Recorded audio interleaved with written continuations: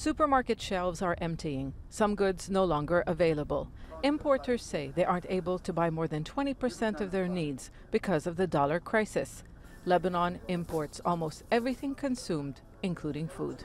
Buying foreign currency on the black market is too expensive. How will I be able to buy products again?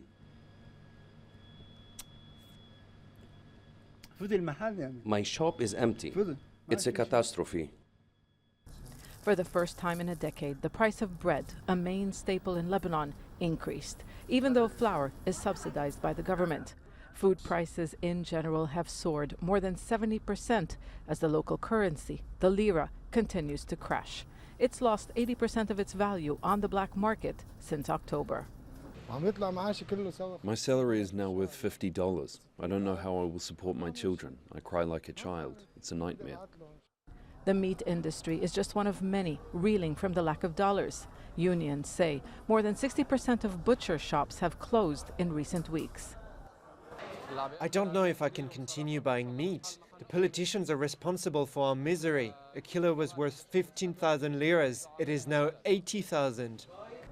The government hopes the reopening of the airport from the 3 months coronavirus shutdown will allow Lebanese exiles to bring in dollars.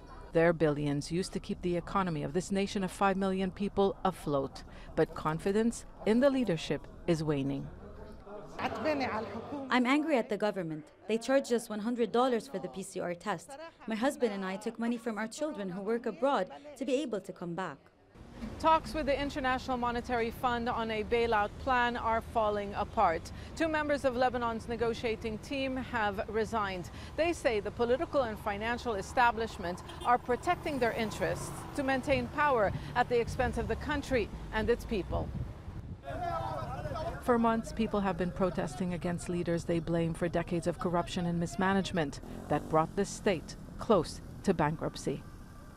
If there is no real reform, real restructuring of the economy and of the policy, we are heading for the collapse.